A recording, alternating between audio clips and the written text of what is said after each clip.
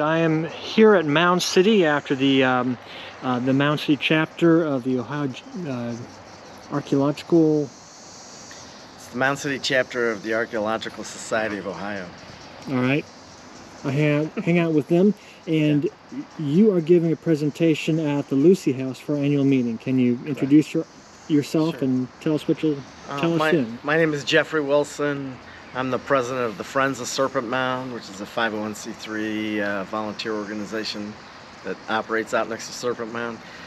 For about the last 25 years, I've been flying around and taking aerial photos of a lot of the mounds and the earthworks in southern Ohio.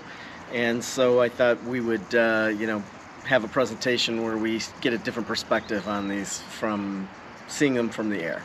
From a bird's eye view? Bird's eye view, yeah. And Adena and Hopewell earthworks.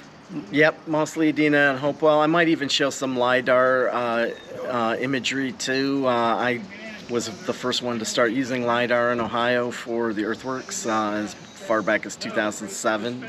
So I might show a couple of LiDAR imagery too. And that's highly accurate elevation of the land using lasers? Correct.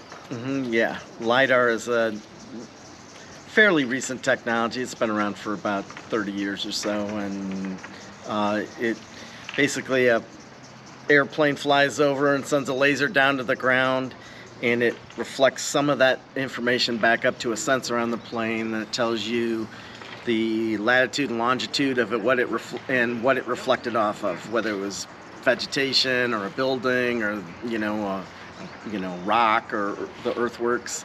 And you can take all of that data and you can remove the things that you don't want to see. So you can remove the trees and just see the level ground, and it really reveals the earthworks pretty well. So.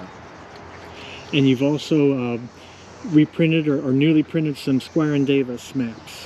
Yeah, in 2023, for the 175th anniversary of the publication of Ancient Monuments of the Mississippi Valley, I republished Squier Davis's, Smithsonian publication as a 3-volume expanded edition. The original book was about 350 pages. I added about 1,000 to it. And basically all of those maps and illustrations that are in the book, probably 70 to 75% of them were actually done by other people, not Squier Davis. And so I tracked down all of the original illustrations and surveys that all of those other people did, and I talk about the history of all of that stuff in the book. So. And some of the maps that you've published there are much more accurate than what's been seen for 170 years. Yes, so all of the stuff that was published by the Smithsonian, they got 2 artist teams to do lithographs and wood engravings, and they were drawing based on Squier's original drawings. Well, I found all of Squier's original drawings, and you can compare the two in the book. I have all of it in the book, so you can compare what the artist did versus what the original surveys looked like, and oftentimes there are discrepancies and differences, and so you have to go back to what the original surveyor's maps looked like before the artists changed them, and that's what the book is about, really. The wrong kind of artistic liberty. Yeah. Artistic well, you have to think they're trying to. They get a map of something, drawn by somebody in pencil, and then they have to try to recreate that in mirror reverse. True. Engrave that into a piece of wood or onto stone, and then they stamp that for printing. And so oftentimes they will add their own embellishments or they'll make changes, and you see a lot of that in these maps. Will you have any of your books with you at the Lucy House? I don't think so, but if you want to go and order them online, you can. serpentmoundbooks.com. They just do it print on demand. So order your book, they print it for you and ship it right to you. All right, I still need to get my copy. Yeah. So again, you'll be speaking at our annual meeting for the Friends of the Lucy Hayes Heritage Center. Yes. That I think is Saturday, June 28th? 28th, yeah. All right. So you'll be available for any questions on Serpent Mound and anything else you're knowledgeable about? Yeah. All right. And I forgot to encourage you to promote your efforts with Serpent Mound. Sure. So the Friends of Serpent Mound has an annual summer solstice event on the property adjacent to Serpent Mound. It's a Soaring Eagle Retreat, it's called. And it's a free event for the public.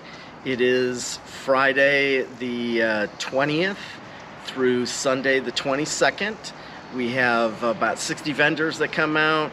There's food, there's music, there's speakers all throughout the day. Many of the people from this meeting here today of the Archaeological Society of Ohio will be displaying a lot of collections of artifacts out there. And so, you know, we encourage the public to come out and have a free day, you know, next to Serpent Mound.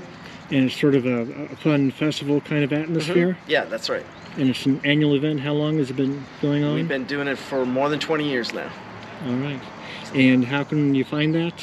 You can go to serpentmound.org for the full schedule. All right, and that's on property next to the state park. It's next to Serpent Mound, which is owned by the Ohio History Connection Corporation. Okay, yes. All right, and if anyone has an interest in that kind of information, the Hopewell and Adena, Mound City here is a great place to visit too. Sure, yeah. All right, thank you very much. Yep, no problem.